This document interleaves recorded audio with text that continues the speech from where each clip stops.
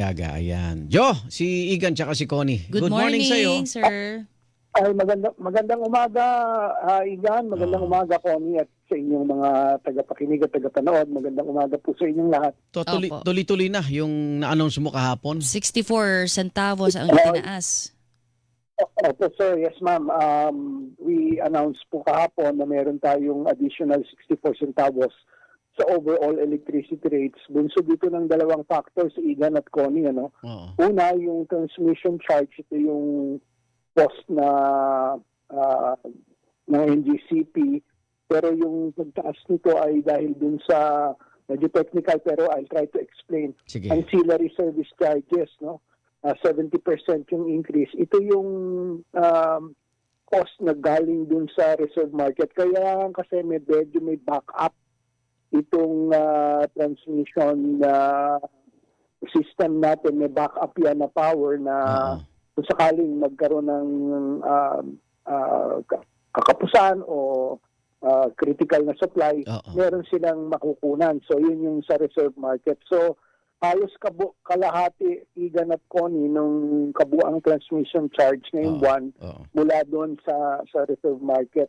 Yung isa pang factor, ito naman generation, no? Ito yung pinagkukunan naman ng kuryente ng Meralco mula sa iba't ibang supplier. Pero itong particular na increase ay because of the fixed charges dun sa purchase power agreement namin sa First Gas Santa Rita. Tumaas ito ng 38 centavos per kilowatt hour sa generation cost ngayong buwan. Okay. Although bumaba yung presyuhan sa merkado, yung wholesale electricity spot market. Sa WESM. Yes, sa WESM. It was not enough, Igan and Connie, to offset itong increase ng transmission at yung generation cost. So yes, sir. So itong increase na to, wala pa yung factor nitong gulo sa Middle East at pagtaas ng presyo ng petrolyo? Wala pa? Wala pa to, Igan. These are just the usual factors that come into play kada buwan. Okay. Itong sa Middle East, siguro papasok yan baka next month. Abril. Although may fuel, batay sa aming pagkakaunawa, meron pa naman fuel inventory for the next billing months for this particular supply month. Ang medyo critical yan dyan siguro sa tingin ko, yung towards the end of April at yung May billing. I see. Yun yung kailangan bantayan. So hopefully, merong mangyaring magandang balita naman sana sa digmaan kung matatapos yung hostilities doon earlier rather than later, siguro mas may konting relief. Pero for now, pinaghahandaan lang namin talaga lahat ng maaaring mangyari moving forward. Pero sabi ng ERC kanina, kung hindi nga magiging maganda balita, papalo pa ng 15. 15. Ngayon ho ba 13.17 per kilowatt hour tayo? Right now, it's 13.8. 13.8. 13.81. 81. Ang tumaas na agad. Kwenta. Nakakwenta ko na naman to. Pero pwedeng... 13 pesos and 82 centavos. Okay. Yung sinasabi po ng ERC na pwedeng pumalo ng 15, ito'y mararamdaman na namin ito pong Marso. Kailan ho ba? Abril. Or Abril? Well, siguro, ako sa tingin ko, merong increase yan for next month. Kung ipa-factor in natin, no? Pero yung full impact sa tingin ko May pa. Kung hindi talaga magkakaroon ng pagbabago sa sitwasyon sa Middle East. So yun din ang pinagdadasal po at I'm sure na ating mga kababayan na matapos na yung gera doon para naman yung flow ng lalo ng LNG, no? Kasi dumadaan yan sa Strait of Hormuz, yung supply na yan eh.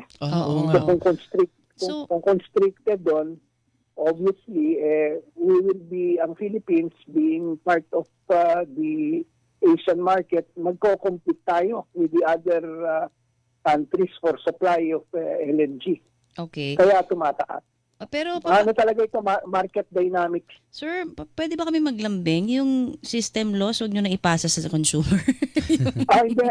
Hindi ba pwede? Bonnie, we are way below the cap. Kasi yung cap is at 6.5. We are way below that. Ganon? So actually, kailangan namin ibaba yun kasi mandate namin na kung pa pwede talaga natin zero yan.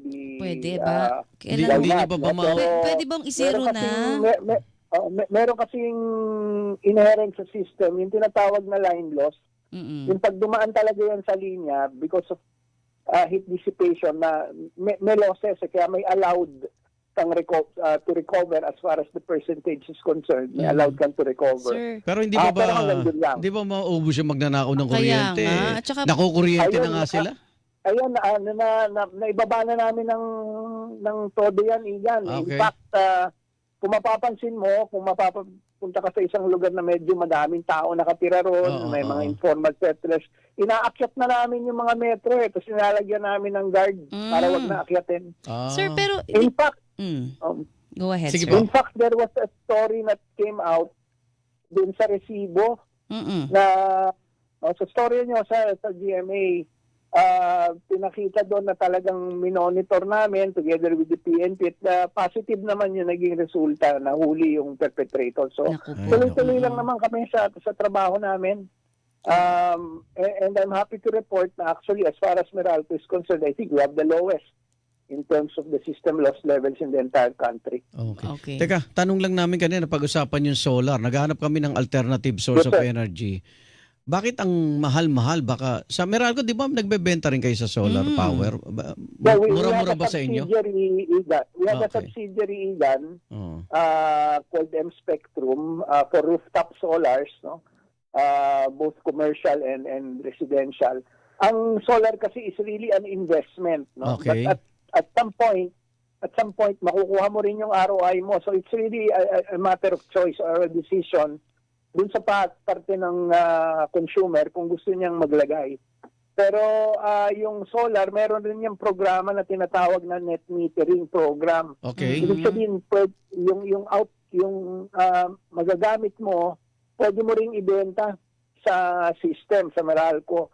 At marami na actually ako mismo personal na kilala ko na nagsasabi sa akin na, Joe, okay pala itong ginawa ko, solar ako ngayon, ang baba-baba ng binabayaran ko minsan na halos very negligible na dahil na i-export nila yung nabebenta balik sa inyo. Na nanggagaling sa solar. Magkano ba initial na kapital dyan? Para... walang one size fits all ilan Okay. depende sa pero magkano ma-invest ko dahil sabi mo naman yung ROI naman makukuha so magkano yung dapat ipunin ko? Depende. Ang ROI depende kung ano yung kumbaga usage at saka ano yung ma-export mo Pero may naririnig ako, ito I may be wrong, pero ang naririnig ko sa karamihan 5 to 7 years o lagyan na natin 7 years makukuha na yun. Pero may 1 milyon. May 1 milyon ng investment. Wala naman yata. Kung malaki yung bahay mo, ay 1 milyon. Pero depende yun.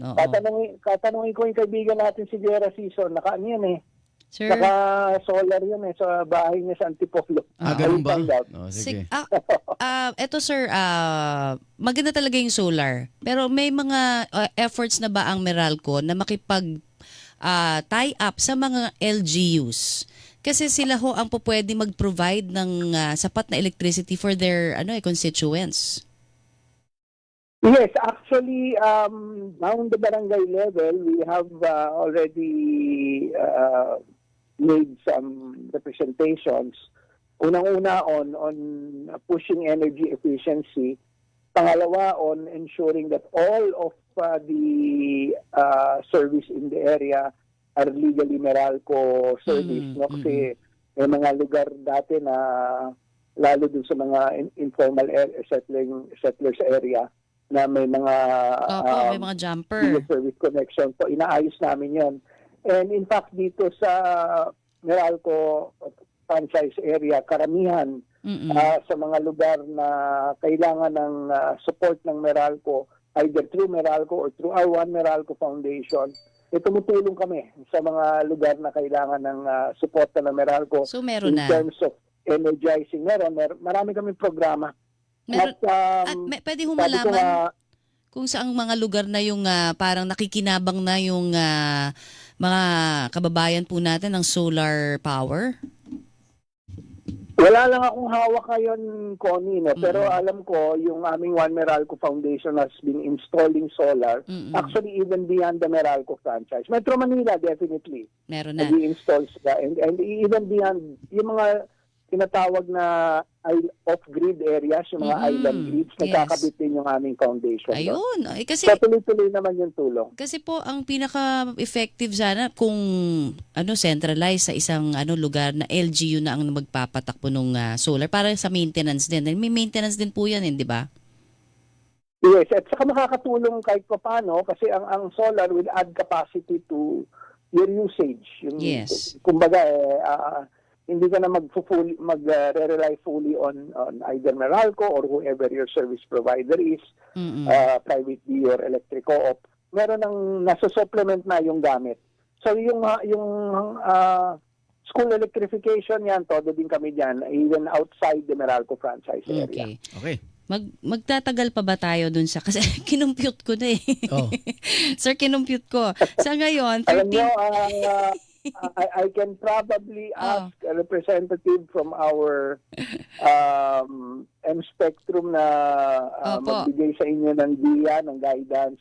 Baka sakali, di ba? Tingnan ninyo kung if it will fit your lifestyle. Hindi po. Ito naman, computation po ito doon sa 13. kuryente natin ngayon. Yung 13.81. Tama ho? 13.81 per kilowatt hour tayo ngayon. Sa 200 kilowatt hour po. Nasa 2,762 yun. Pero kung 200 kilowatt hours, siguro banggitin ko na lang dito yung para hindi masyadong complicated yung konsumo. Opo. Yung estimate ng konsumo. Siguro multiply na kung 200 kilowatt hours multiplied by 60 centavos. I think that's rounding it off 129 pesos.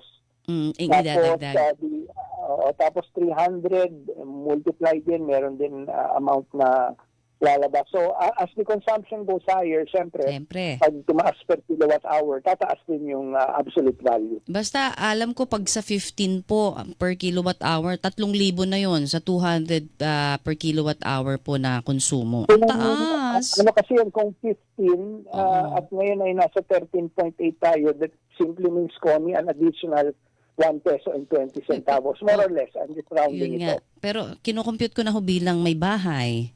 Sa 3,000 pag nag-15 po tayo pagka nasa 200 kilowatt hour. Pero anyway, ito po sir, syempre kailangan paghandaan kasi yung mga ganyang bagay, 'di ba sir, sa ating budget. Ang usapin naman ho, yung dun sa medyo mas nagkaroon ho ng investment na halimbawa sa mga electric vehicles. Yung mga charging stations ho ba na yan, papaano ho ang magiging konsumo ba niyan? Pag halimbawa, may mga nagtatanong ho kasi kung bibili sila ng EV o electric vehicle, baka naman daw sa kuryente rin daw sila magka-problema naman dahil tataas din ang kuryente nila. Kung susumahin mo yung effect, yung amount na, kasi karamihan ng mga may EV, sa bahay nagcha-charge eh. So, siyempre, magkukonsumo yung sa metro. Pero kung i-analyze mo, Connie, mas mura pa rin yon kung magpapagasolina ka o magdi-diesel ka. Ang balita ko ho, for every 1 peso, halimbawa na chinarge, halimbawa tataas sa kuryente, 4 pesos po ang katumbas naman nun sa papakarga nyo na gas. Tama ho ba? 1:4? I think that computation is based on the actual experience of some owners who have parang EVs. ganun ho, oo. Pero definitely nakuha ko po yan kay Governor Petilla. Parang ganun. Mas mura sa talaga kung ikukumpara mo sa pump prices. Ayan. Definitely much Sulit pa rin. cheaper. Okay. Kasi yung mga singil sa mga charging station sa labas ng bahay mo, nasa 25-28 ang per kilowatt hour. Ganun, mataas din. Ang Meralco is at 13.82. Nasa inyo? Sir, meron ba kayong sarili? meron kang charger sa bahay. Sa ba? Okay. Ay, wala bang balak magtayo ang Meralco ng charging Sarili, station na sarili? Well, we're going into that, Connie. In fact, we really intend to be in that space kasi nakikita na namin yung Demand. demand, no? At saka yung volume ng EVs talagang Totoo yan. paglabas mo lang sa kalye, makikita mo na yan. I won't mention the brand, pero makikita mo talaga, ang dami na nila sa kalye. Plus yung mga e-trikes, e-bikes. So, Tsaka sa Tsaka I think that it's just a matter of time na marami talagang magkakaroon ng electric Tsaka vehicles. siguro kung At saka ngayon nga, mas dadami pa ang charging station, bababa ang presyo niya. yes, correct. At saka Igan, sa nangyari ngayon, I think marami rin talagang mag-iisip na magkaroon din sila ng sarili nilang electric vehicles. Alternative. Marami din, may hybrid. So kung yan, I guess the industry will eventually get there. okay, sana nga pero doon pa rin ho sa rate na meron kayo hindi yun sa mga malls. Ay, definitely. Ayan. Tayo Sige ka po. dito sa Quezon City, man. Salamat po, Sergio, sir. Thank you. ingat. Salamat. Thank you, Thank you Igan. po. Thank you, Connie. Salamat. Si Joe Saldariaga po, Vice President, spokesperson din ng Meralco. Kagana yung mga inaasahang taas sa singil ng kuryente. Wala pa pala itong petrolyo. Wala pa. Hindi pa. May mga ibang factors pa sila. Pero ang main impact, sabi ho, ng Meralco, baka Mayo. April or May. Oo. Particular na Mayo daw. Kasi Magtipid na tayo ngayon pa lang. andun talaga yung Kung magtatagal pa, sana matapos na Tapos talaga, no? Trump, ano ba? Hello, Trump.